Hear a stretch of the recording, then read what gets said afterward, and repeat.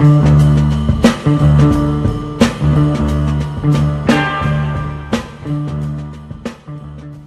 it's Shades with JustSayin Pictures. We want to talk to you today about the new CW show, Black Lightning, first black superhero from DC Comics. We're going to break it down real quick. Going to be some spoilers. Talking about the first episode, my thoughts, my feelings. Okay, let's go. First off, I didn't have very high expectations. To make sure, though, that I wasn't influenced, I didn't watch any previews, I didn't watch any interviews or anything like that. Just kept myself blank. However, show didn't live up to my low expectations at all. Now, I'll tell you this. It was cool that the show, right from the jump, tried to talk about some political issues going on with the black community. Talked about gang violence. They want to focus on police abuse, and they want to focus on human trafficking. All right, cool.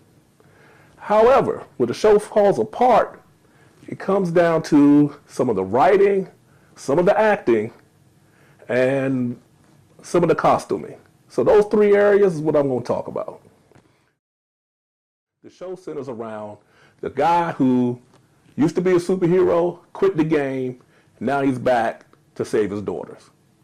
Okay, it's pretty much the same way that the 1990s revival of the comics went. Back then I was collecting comics, picked up Black Lightning because, you know, I'm black. I wasn't impressed. This is how I feel about the show. Same way. Talk about the writing. The dialogue is kind of stiff, not the way people talk. Give you a perfect example. I guess it depends on what your definition of peace is because the people in Freeland, they haven't had peace in generations. Returning violence for violence multiplies violence, adding deeper darkness to a night already devoid of stars. Dr. King. And I'm sick and tired of being sick and tired. Fannie Lou Hamer. Yep. But that is not the point I'm making. That's not how people talk. Even educated black adults who are awake or woke to the game, we don't talk like this. If I quote Dr. King, you may tell me, hey, Dr. King is cool, I understand what you're saying, but this is how I feel. You don't just drop a line that says, Dr. King. I ain't like that. It's not how people talk. Next thing I want to talk about is the acting. The lead actor who's portraying a superhero has a duality to them. Most superheroes, you'll see they act a different way when they're their main character and their secret identity versus the superhero character. This guy does not pull off the superhero part. He's fine as a principal, he's fine as a father, he's even fine as a romantic interest trying to woo his ex-wife back. But when it comes time to be the hero, to be an action star, it falls flat. He's just weak. He's just a guy out there doing some things. Doesn't have any of the gravitas or style or presence that you expect from an action hero or someone who wields power. Now, this is the CW show. It's supposed to be outside of what they call the Arrowverse. CW is going to have, you know, they may do a crossover, they may not, kind of like Supergirl is not in the Arrowverse, but they do occasionally have crossovers. This show is so tonally different from the other CW shows that I don't see how they could even fit together. This show is more like what you would see from the Marvel Netflix shows like Daredevil and Luke Cage, except they do it better. They handle the grit of the city style of action and conflict better. The acting is more believable. The situation fills you with as much intensity and drama as possible, but keeps style in mind, keeps focus on the characters. This show kind of falls flat of that level. However, I'd say it's better than the DC show Legends of Tomorrow. Now, one of the things I did like about the show, cameo by Roland Martin. Why? Because it's Roland Martin. You can't go wrong with Roland Martin. Roland Martin is the cool dude of the news, like the fact that I saw Roland Martin in there. Okay, another thing I didn't like though, his costume. I don't know what they're thinking. It's the worst superhero costume I've ever seen, and I think I've seen some pretty bad ones. This one just does not look good in any way. It's not aesthetically pleasing. It's not cool. It's not something that will strike fear into the hearts of the villains like a bat costume. It doesn't inspire hope like a Superman costume.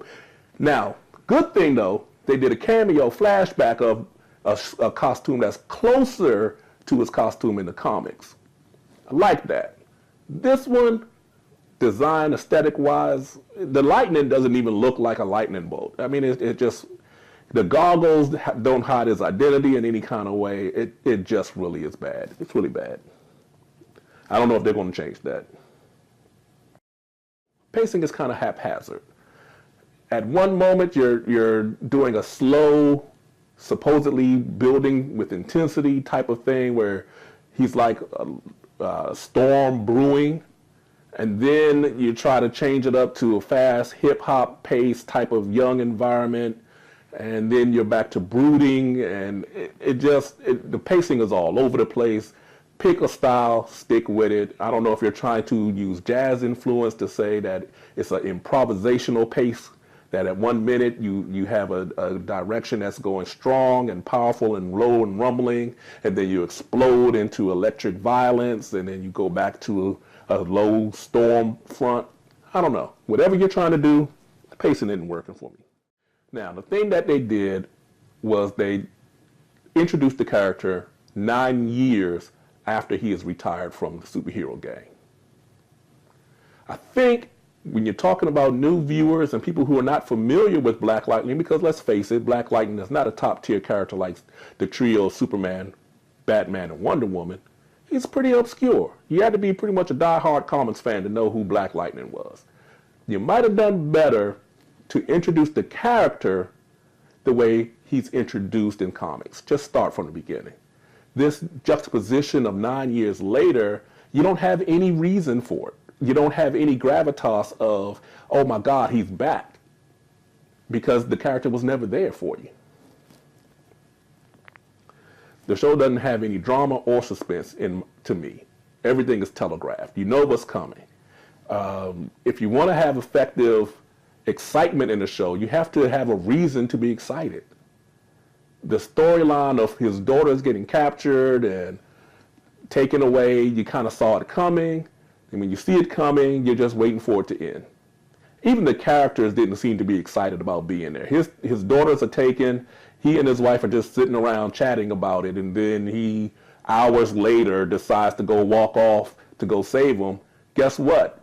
You know, if there was any real gang, they'd have been whored out already. They'd have been raped. They'd have been shipped off and human trafficked to somebody else. They'd have had a train run on them. All the time it took for him to get there, his daughters pretty much would have been used and abused. Speed that up. Show some feeling about, hey, time is of the essence. I got to rescue my girls. I don't know what's going to happen to them. So, in conclusion, I'm not a fan of it, but you know, it could just be the first show issue. Some first shows take a minute to really build up, to get their footing under them, to get the pacing right, to get the writing correct. I'm not saying don't watch it. I'm not saying I won't watch it in the future. I might give it a chance. I probably will, but my expectations are what they are. Peace out.